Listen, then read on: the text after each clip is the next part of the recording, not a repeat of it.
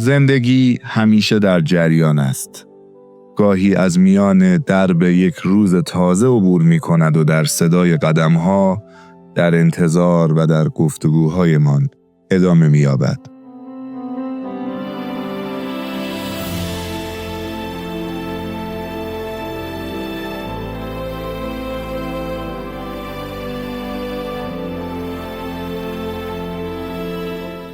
هر روز میان واژه‌ها و نگاه‌هایمان کلامی از ما ثبت می شود که معنای تازه‌ای شکل می دهد.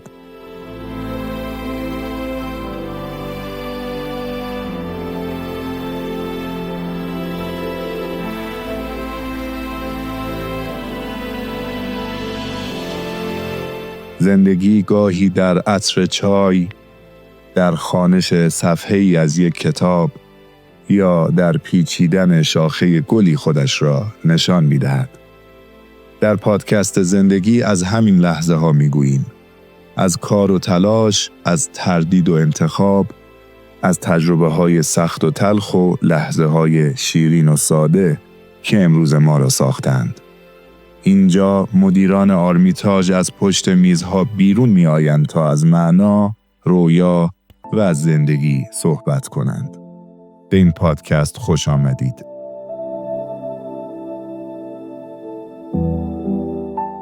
اینجا صحبت از زندگی است.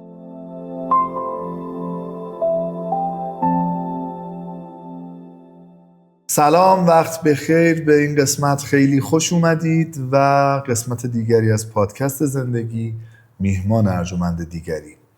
امروز با کسی گفتگو میکنم که در کار جدی، منظم، گاهی سختگیر، در تعامل و دوستی‌های خارج از کار بسیار باصفا، خوشمشرب و مهربان. مردی که یکی از پیشکسوتان حرفه خودش در شرق کشور به شمار میاد. آقای مهندس امیر فرزین فیروزی، خیلی به این گفتگو خوش اومدید. درود بر تو و همه بینندگان عزیز این پادکست بسیار جذابی که در حال تهیه هستیم و قسمت‌هایش رو دیدم و لذت بردم. خیلی متشکرم. آقای مهندس، شما مدیر واحد فنی مهندسی برج آرمیتاژ گلشن هستین و همزمان مدیر برق و تأسیسات پروژه‌های هلدینگ پاریس شرق. با افتخار. بله، خیلی خوشحالم که در خدمت همه دوستان هستم. به من بگید که آقای فیروزی امروز رو خارج از این دو تا سمتی که گفتم چجوری تعریف می‌کنید؟ تعریف خاصی که دیگه همین به لحاظ شغلی و حرفه‌ای، همین شخصی چطور؟ به لحاظ شخصی هم دیگه پدری هستم مهربان. حداقل خودم همچین تصوری دارم از قضیه. همسری باز هم مهربان و سعی میکنم که کانون خانواده گرم و خوبی داشته باشیم و ارتباطتون با همسر و بچه ها خیلی عالی. چند تا فرزند؟ من 2 فرزند دارم. پسرم به نام علی که دیگه تقریبا میتونم بگم پزشک شده. باریکلا. 2-3 ماه دیگه جشن فارغ التحصیلیشه. ماشاءالله. تو فکر کنم اسفند ماه دیگه بخشای آخر اینترنشو داره. دخترم هم آنا که سال 3 پرستاریه. هر دو مشهد پیش خودمون هستن. آقای مهندس، اشاره به سن و سالتون نباشه. چند سالتون؟ من متولد 7 شهریور 1349 هستم. 55 سالم هست در حال. آقای فیروزی، چه کار کنم تو 55 سالگی مثل شما خوشتیپ باشم؟ نفرمایید، خواهش میکنم. شما ما دیگه میگن پیری رسید، نوبت طبع جوان گذشت، شکست نفسی میکنید. از این حرفامون گذشته. بهتون نمیاد واقعا. برم عزیز دلم. خدا بچه‌هاتون رو حفظ کنه. خانم خوبن؟ خیلی خوب، عالی. ایشون کار میکنن؟ ایشون راستش در اوایل ازدواجمون که شاغل بودن، ولی با بچه که علی جان به دنیا اومد خیلی نارامی میکرد که مهد و اینجور چیزا بزنیم. تصمیم گرفتم که من 2-3 جا کار بکنم، به جاش همسرم خونه باشه. ایشون هم پذیرفت این موضوع رو و اون که به حساب بچه‌ها اون کانون گرم خانواده رو حس بکنن دیگه، نخواسته باشن یک سر به مهد و خونه این مادر بزرگ اون مادر بزرگ. این گرفتاریایی که تجربه کردیم هممون دو اطراف و بستگان و خوشبختانه از این بابت خیلی راضی بودیم هر دو دیگه. ولی الان که دیگه بچه‌ها دیگه از آب و گل در اومدن واسه اینکه مقداری سرگرم بشه، چون دستی بر آتش داره تو حوزه شیرینی پزی و کیک و اینجور چیزا و کارهای خاص. آره اینجور چیزها رو تازگی 1 سال تصمیم گرفته و شروع کرده واسه دل خودش. آقا من واقعا این سوال رو قبل از اینکه به بحث‌های آرمیتاژ و شغلی ورود کنیم میخوام بپرسم، چون به نظرم هم سوال مهمی هم پاسخش میتونه کارگشا باشه. چه جوری میشه آدم معروف باشه، شغل خوب داشته باشه، حرفه‌ای باشه و بیزی باشه، یعنی واقعا وقتش تماما در پروژه‌های کاریش گرفته بشه و تو این سن و سال یک تصویری به این زیبایی و دلنشینی از یک خانواده ارائه کنه؟ شما همینطور که داری راجع به خانوادت حرف میزنی جوری ذوق و انرژی توی کلامت هست که کاملا این کلام باورپذیره. راز این موفقیت شخصی چیه آقای فیروزی؟ موضوع مبحث خانواده که میگم واقعا همسرم خب خیلی نقش محوری و کلیدی داشته واسه اون بخش که این اتفاق باشه، که حالا هر وقت میام معمولا میگم که میگید واقعا بیزی ام من، حالا محور اصلی فعالیت هم و زمان کاریم هم که خب طبیعتا آرمیتاژ پر کرده، ولی از همین در واقع گذشته کار که ببینیم الان فکر کنم 13-14 سال هستش که با دوستانمون توی آرمیتاژ مشغول هستیم و باعث افتخارم هستش که دوستان خیلی خوبی رو پیدا کردیم، ولی خواه ناخواه از گذشته سابقه‌ای داشته کارم توی پروژه‌های بزرگ شهر مشهد دستی بر آتش داشتم و دارم. بالاخره نمیشم نگفتش به عزیزانی که با هم مشغول کار بودیم از گذشته و تا کنون هم ادامه داره، اونها هم هست و میگم ناچارم که توی این بخش و یه جورم اعتیاد به این پیدا کردم بایستی پرکار کار بکنم. یه مقداری که خلوت بشه اصلا یک دوچاره خلایی میشم که حالم خوش نیست، بایستی کاملا فول کار بکنم.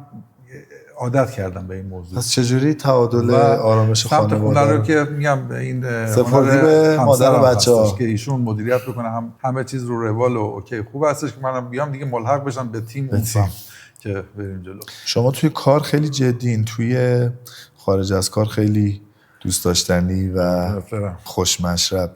این مرزگذاری کار دشواریه؟ نه ظاهرا اینجور نیست. من اصلا اراده‌ای واسه اینکه مرزگذاری بینش داشته باشم وجود نداشته. خودکار پیش میاد، دلی پیش اومده دیگه. مثلا وقتی من با مهدی آقاسی زاده جایی هستم دیگه دلی این هستش که آقا اومدیم که کیف کنیم با هم دیگه، اصلا موضوع کار نیست. ولی کارم اصلا شوخی بردار نیستش. مثلا کار ما که حوزه برق و تأسیسات هست واقعا شوخی بردار نیستش و هر پروژه‌ای هم که توش بودم و هستم پروژه‌های شاخص این شهر یا حالا جای دیگه توی کشور بوده و هست و اصلا این موضوعات رو بر نمیداره از خودش که بخوایم توی این کار شوخی. خب توی شغل شما همونطور که اشاره کردین پای امنیت جانی آدم‌ها در میونه.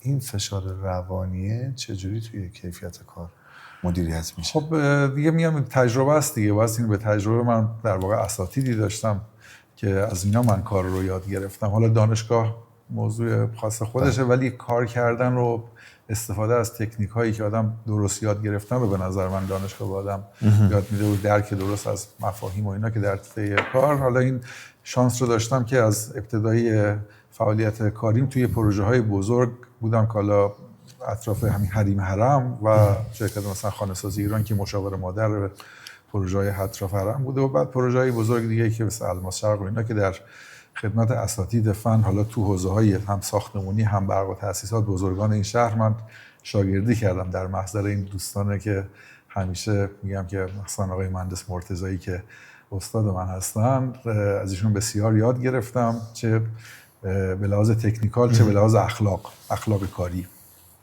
و دیگه پیرو کار و مکتب ایشون بودم و هستم و این جدیت در کار و نظم و انضباط کاری رو بخش زیادیش من مرهون ایشون هستم. خیلی ممنون که یادشون کردین. تجربه پس مادر مهارت هست و حتما همینجوره و میگم این در طی پروژه میگم شانس هم داشتم پروژه های بزرگ بوده همیشه کاری که انجام دادم و با اون ادبیات و قاموس کار ناچار شدم که اخت بشم و مانوس بشم. پس در توضیح پاسختون به سوال قبلم باید بگم که یار خوب تمام ماجراست. بله حتما اینجور است. میگم واقعا شانس بزرگی من همیشه هم گفتم که داشتم با افراد سلامت و خبره کار از همون ابتدای کار آشنا شدم و همکار بودم و شاگردی کردم در محضر همه این دوستان که یک جورون سلامتشون رو نام بردم. آقای مهندس با توجه به شرایطی که جامعه ما پیدا کرده که کمی توش زندگی از نظر اقتصادی سخت شده و آدم‌ها به خیلی از آرزوهاشون تا 40 سالگی نرسیدن. چیزی که مشاهده میشه اینه که میگن هر چی تا 30-40 سالگی شدی بعدش خبری نیست. ولی شما مثال نقضین، شما در 40 سالگی موفق بودید، در پس از 40 سالگی هم موفق تر شدید. تا چند سالگی میشه همچنان اوج گرفت؟ حالا میگم قدیمی‌ها که همین اصطلاح رو دارن که حالا بعضی حالا قدیمی‌ترا میگفتن هر کسی تا سن 30 چیزی نشد ولی بعدها به نسل ما شدش هر کسی تا سن 40 چیزی نشد. همینو میریم همینو با همین فرمون ما داریم میریم جلو، این کجا بالاخره چیزی میشیم. من که ما اختیار دارین آقا. ما معتقدیم که شما خوب چیزی هستین شما و میخوایم با بپرسیم نظر یا بی نظر.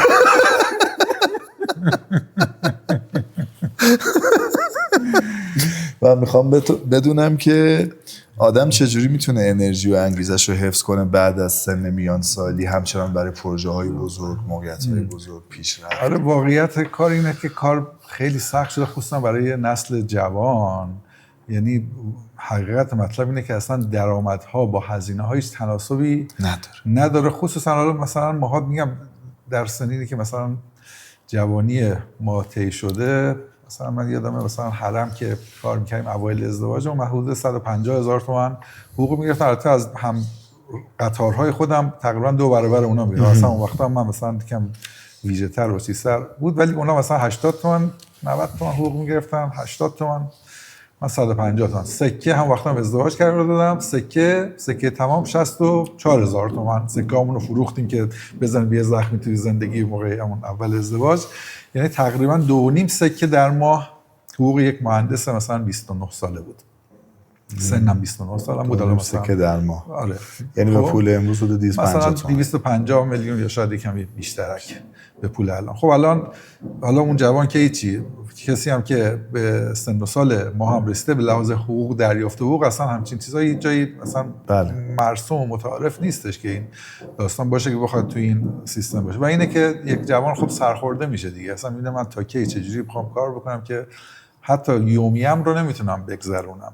و من فکر کنم یه چیز آسیب شناسانه اینه که تناسبات کاملا هی در طی این سالها هی این فرونشستی که میگن توی زیست محیط هست، توی درآمدهای ما و چیز هم هستش که هی داریم هم تو طبیعت هست هم تو اقتصاد. هم توی اقتصاد دیگه ملموس و مأنوس شدیم باش دیگه که این اتفاق به وجود اومده. و عرض به حضورت که به خاطر همین من فکر کنم که نسل جوان این مشکل دارن که نمیتونن در واقع هیچ موقع خودشون رو برسونن. ولی حالا ما هم با روشی که مثلا تو 2 جبهه کار میکنی، 3 جبهه کار میکنی، یه جور بالاخره آدم به اون اعداد ارقام که توقعش هست که نمیرسه، ولی بالاخره بتونه تنگ زندگی رو خورد بکنه. این واقعیتیه که توی جامعه متاسفانه وجود داره دیگه. که آقا این داستان صراحت لهجه چیه؟ صراحت لهجه واژه‌ای که دوستان عزیزمون برای ما ساختن که من یک مقداری سعی میکنم خیلی مختصر و مفید اصل قضیه رو بگم. حالا عزیز میتونه در واقع از همکارانمون در رده‌های پایین‌تر باشه، بگیرید تا مدیران ارشد مجموعه. من خیلی دوست دارم روک و راست و واقعیت و وقت هیچ کم نگیرم، هی بخوام به منظورم و به جوری دیگه بگم. اصل قضیه رو میگم. این دوستان به طنز میگن تو خیلی صراحت لهجه داری. حالا اینو در تعمیمم دادن توی جای دیگه. لطف دوستان هست. خب خیلی ممنون. توی سالهایی که در حداقل مجموعه آرمیتاژ فعالیت کردین احتمالاً چالش‌های زیادی رو از سر گذروندین. سخت‌ترین چالشی که توی آرمیتاژ براتون شکل گرفت و اینکه چجوری حلش کرد؟ دیگه چالش که یک سر در حال چالش و چالش و اینجور موضوعات هستیم توی کار، ولی به لحاظ فنی خدا رو شکر چالشی که بسیار از پسش برنیم و گیر کرده باشیم وجود نداشت. یعنی میگم همین تجربیاتی که از گذشته آدم به وجود میاره، در واقع میگن تو مو بینی و من پیچش مو. از گذشتهش در واقع اول پروژه‌ای که با مجموعه آرمیتاژ مشغول کار هستم، خب من خودم هم طراح پروژه بودم، هم نظارت عالی بر اجرا رو داشتم که تو فاز 3 به قول معروف که این باشه، و با کمک دوستانی هم که دستگاه نظارتی که مقیم داشتیم و همه آدمای پخته و عالی و خوب بوده، تیم به کارو جمع چالشایی که چیز باشه خب هرگز سخت ترینش رو میتونی هرگز نخوردیم. شغل شما سخت ترین کاری که حالا حل شده ببینید حالا سخت‌ترین تو بهره برداری این تابستون که ناترازی برق که پدرمون رو در آورد و اینجور موضوعات، یکی از دستگاه مولد برق اضطراریمون یک دستگاهمون دچار مشکل شد، نارضایتی زیاد که آسانسورها رو خیلی دچار کنترلاشو مشکل کرد، روشنایی، نارضایتی، اینجور موضوعات. بعد اینا رو دو تا یکی اومدیم ما خوشبختانه میگم تو طراحی من اینا رو همه رو دستگاه به جایی که مثلا دستگاه دیزل یک دستگاه خیلی قوی مثلا 1 مگاواتی بذارم، دو تا 500 گذاشتم که 0 و 1 نباشه، یکیش رفت بتونم باز بارهامو زیر دست علی هم فله هم بکنم، اونایی که واقعا دیگه اسنشیال هستن اونا رو متصل بکنم، وصل بکنم. ولی چند روزی واقعا استرس و اضطراب زیادی رو هم من هم بچهای تیمم توی بخش بهره برداری تاسیس موتورخونه گرفتیم، ولی خدا رو شکر عبور کردیم. الان در حال اورهال همون دستگاه هستیم که داریم تعمیر اساسی روش انجام میدیم. یه برج بزرگی مثل آرمیتاژ با این همه واحد در حال بهره برداری وقتی برق شهریش قطع میشه باید چه کار کنه که نظم و زندگی مردم به هم نریزه؟ تا قبل از این پروژه به این نقطه بودیم که دستگاه برق اضطراری داشتیم برای مصارف اضطراری. حالا یه کمی لوکس‌تر می‌کردیم ساختمان‌ها رو، میگفتیم روشنایی‌ها رو فول روشن بشه، مشاعات که این کار بشه، به اضافه آسانسور و آتش نشانیمون متصل باشه. ولی الان به این نتیجه رسیدیم دیگه نه، این روزانه میخواد برای تمام چیلرها رو باید ببریم، پمپ‌های موتورخونه رو ببریم داخل خونه‌ها، برق بیاریم. علیرغم اینکه کنترل مجزا دارن از شرکت برق هم خواستیم که کنترل ندن و یک مجموعه کاری بکنیم که بتونیم سهل‌تر این کارو بکنیم، با اون همکاری نکردن متاسفانه. ولی به ترتیبی طرح رو عوض کردم مجدد به گونه‌ای که ساختمون اولا فول اضطراریه، یک دونه دیزلی که داشتیم به قدرت 550 کیلوولت آمپر کردیم، دو تا دستگاه به قدرت هر یک 700 کیلوولت آمپر که بتونیم از کسی که داره توی این ساختمون زندگی میکنه اصلا متوجه قطعی برق نشه. مثلا در حد همون سوئیچ کردن 10 ثانیه‌ای که دیزل بیاد بالا. برای آرمیتاژ پلازا این اتفاق داره میفته. بله اصلا توضیح بدید. بله طرح رو اصلا تغییر دادیم دیگه. مثلا فکر کنم که در مجموع تبعاتی که واسه ما به جا گذاشت همین تصمیم من حدود 30 میلیارد تومان هزینه، شاید هم بیشتر، چون بله بیشتر میشه، هم دو تا دستگاه مولد برق اون فقط داره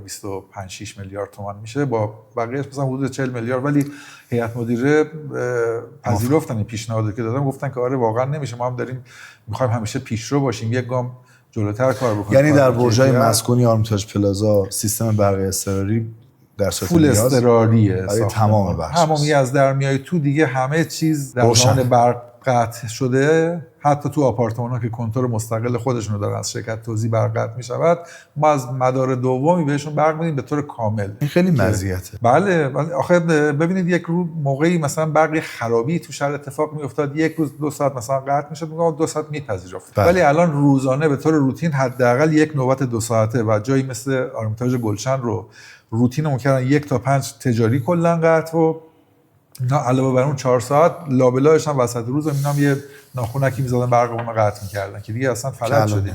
به خاطر همون اومدیم ما توی پلازا و سیاستمون این هستش که حالا پروژه کیش و شمال همه رو دیگه با این سیاست بدیم که فول استراری به این مفهومی که گفتم خدمتتون کارو انجام بدیم. صحبت پلازا شد، راجع به وضعیت آلودگی هوا این روزها خیلی صحبته و ما همه درگیرشیم و چند روز حالم خوب نیست فکر می‌کنم تغییر آلودگی هواست.